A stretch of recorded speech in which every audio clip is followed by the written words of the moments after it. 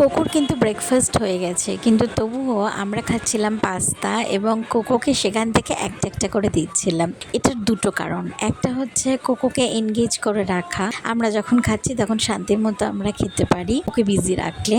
আর একটা ব্যাপার হচ্ছে আমরা একসাথে খাওয়ার একটা প্র্যাকটিস রাখি, যেখানে ও এটা বোঝে যে খাওয়ার টাইমটা হচ্ছে ফ্যামিলি টাইম, যেখানে সবাই একসাথে এক জায়গায় বসে খাওয়া দাওয়াটা করে। আর আমরা ওর ফুড হ্যাবিটটা একদম স্ট্রিক্ট রাখি না, ওকে সব ধরনের খাবার টেস্ট করাই, তাই জন্যই বোধহয় ঝাল খাবার খেতে ওর কোনো সমস্যা হয় না। আজকে লাঞ্চে ছিল কোকোর চিকেন ভাত, যে চিকেনগুলো ও নিজে আগেই ফিঙ্গার ফুড হিসেবে খেয়ে নিয়েছে, আমি ভাতটা খাইয়ে দিচ্ছি। আর এখানে কোকো আফটার লাঞ্চ এখন খাচ্ছে আঙুর।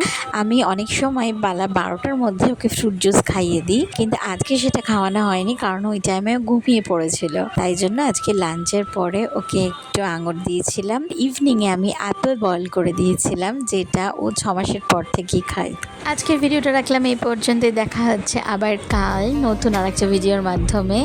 আর আমার ভিডিও যদি ভালো লেগে থাকে তাহলে লাইক করো, শেয়ার করো, কমেন্ট করো আর সাবস্ক্রাইব করো।